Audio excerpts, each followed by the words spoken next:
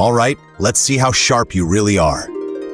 Today we're entering one of the most fascinating corners of the collecting world.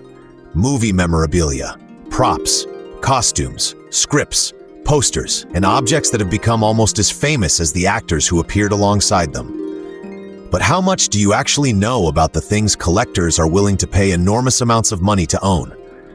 10 questions. No hints, no second chances. I'll give you the statement. You decide, fact or fiction?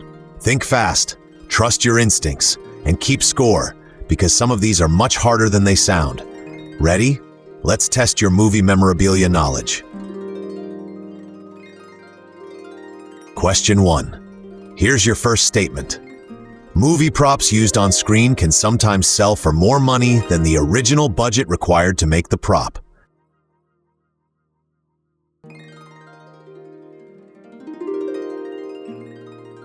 The answer is fact. A movie prop might have been relatively inexpensive to manufacture, but its value as memorabilia can become enormous. That's because collectors generally aren't paying for the materials. They're paying for the story. A relatively ordinary object can become extraordinary when audiences recognize it from an iconic scene, character, or movie. Production provenance, screen use, rarity, condition, documentation, and the cultural importance of the film can all influence what collectors are prepared to pay. So a prop that originally cost hundreds or thousands of dollars to create could potentially become worth tens or even hundreds of thousands later. And in exceptional cases, considerably more. That transformation from production object to cultural artifact is one of the things that makes movie memorabilia so fascinating. Question 2. Every prop that appears in a movie is usually created as a single, unique object.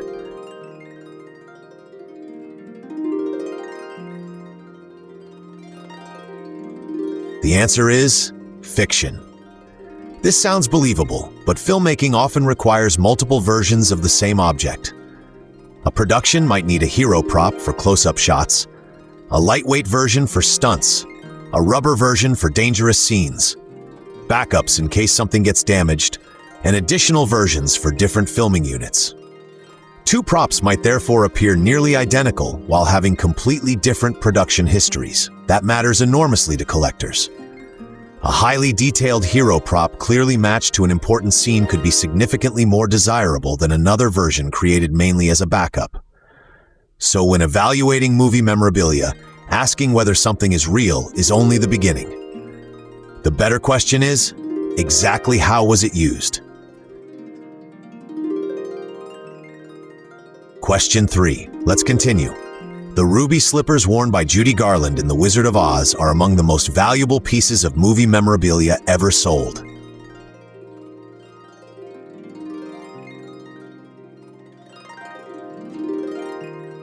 The answer is fact. The ruby slippers from the 1939 classic The Wizard of Oz have become one of the ultimate symbols of Hollywood memorabilia. Multiple pairs were created for the production, and surviving examples have become extraordinarily desirable. One famous pair, stolen from the Judy Garland Museum in 2005 and recovered by the FBI years later, was auctioned in December 2024. The result? An astonishing $28 million hammer price before the buyer's premium.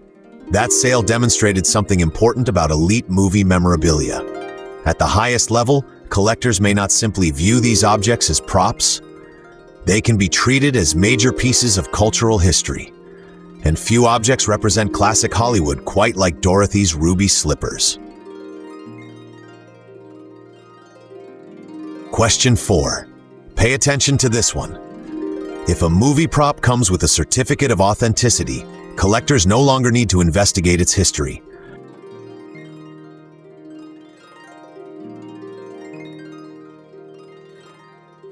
The answer is fiction. A certificate can be useful evidence, but a piece of paper should never automatically end the investigation. Serious collectors may examine provenance, the documented chain connecting the object to the production. They might study auction records, production photographs, studio markings, costume labels, documentation from cast or crew, and sometimes even tiny scratches, markings, or imperfections visible on screen. That last technique is particularly interesting. It's called screen matching. If distinctive characteristics on an object can be matched to footage or production photography, the evidence connecting it to the movie can become much stronger. When substantial amounts of money are involved, authentication is not something collectors should take for granted. Documentation matters, evidence matters, and provenance matters. Question 5. We're halfway there. An original movie poster can be highly valuable even though it was never physically used during filming.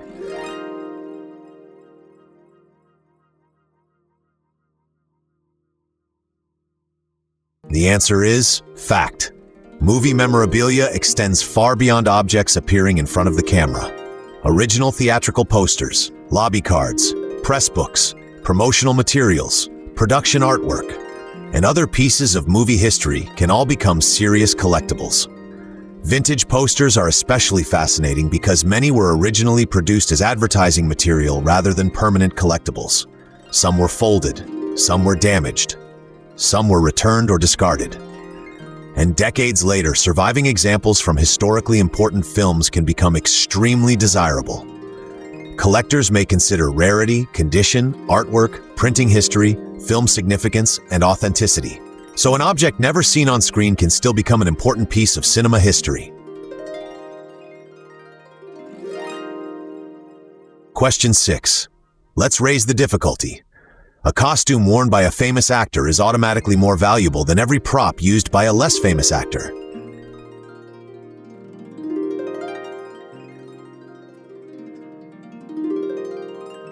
The answer is fiction. There is no universal hierarchy determining what movie memorabilia must be worth. Celebrity certainly matters, but so do the movie, the character, the scene, the rarity, the visual importance of the object, the provenance, and collector demand. Imagine an ordinary costume worn briefly by a major actor compared with the instantly recognizable signature weapon, helmet, vehicle component, or prop associated with a legendary character. The prop could potentially attract far greater collector interest. Memorabilia markets are driven by emotional and cultural significance as much as by the celebrity attached to an object. In collecting, context can completely change value. Question 7. This one catches people off guard. Some movie memorabilia is deliberately damaged, aged, or dirtied by filmmakers before it ever appears on screen.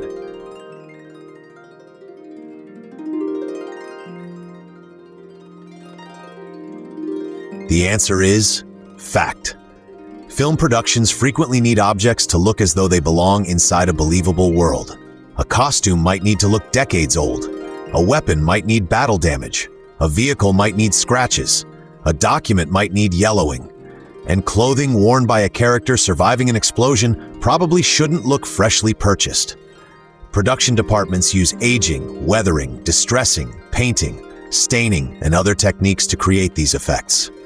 For collectors, those production-applied characteristics can actually be extremely interesting. A scratch or stain that might reduce the value of an ordinary collectible could potentially help establish the history of a movie prop, especially if that exact feature can be identified on screen. In movie memorabilia, damage isn't always damage. Sometimes it's evidence. Question 8. Stay focused. Owning a screen-used movie prop normally gives the collector the copyright to the character or movie associated with it.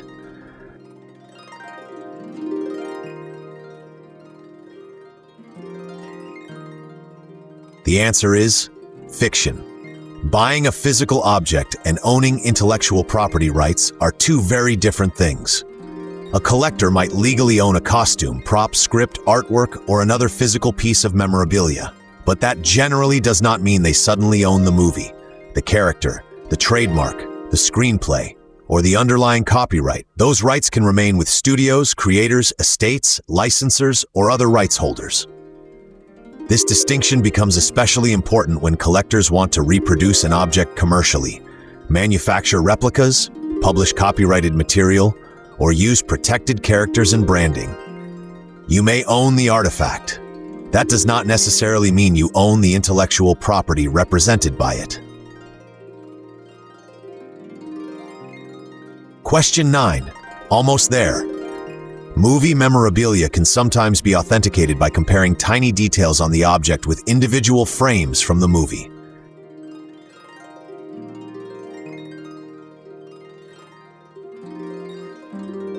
The answer is fact. This technique is often known as screen matching. Experts can compare distinctive details on a physical prop or costume with what can actually be seen in individual frames of a movie. They might examine scratches, dents, stitching patterns, paint marks, fabric patterns, wear, damage, or other tiny characteristics. If those unique details correspond with what appears on screen, they can provide powerful evidence that the specific object was actually used during filming. This becomes particularly valuable when several nearly identical versions of the same prop were created for a production. So in movie memorabilia authentication, even the smallest imperfection can matter. Sometimes, a tiny scratch can help reveal an object's entire Hollywood history. Question 10. This is the final question, and it's the one that surprises most people. Once filming ends, studios carefully preserve every important costume and prop because they know those objects may eventually become valuable collectibles.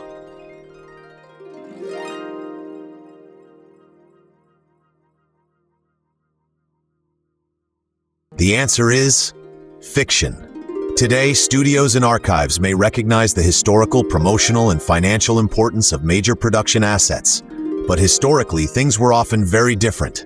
Props and costumes were working production materials. After filming, some were placed into storage. Others were reused in later productions. Some were altered. Some were given to cast or crew. Some were sold, and others were simply discarded. Remember, nobody working on a film decades ago necessarily knew which movie would become a cultural phenomenon.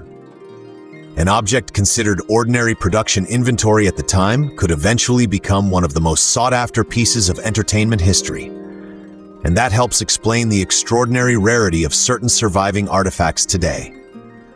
Movie memorabilia allows collectors to own something unusual, not merely merchandise inspired by a movie, but, in authenticated cases, an actual surviving object connected to its creation, a physical piece of cinematic history, and sometimes something that was almost lost forever. All right, how did you do? Drop your score in the comments, and be honest. 10 out of 10? You might belong in a Hollywood archive. 8 or 9? You definitely know your movie memorabilia. 6 or 7? Respectable, but we caught you on a few.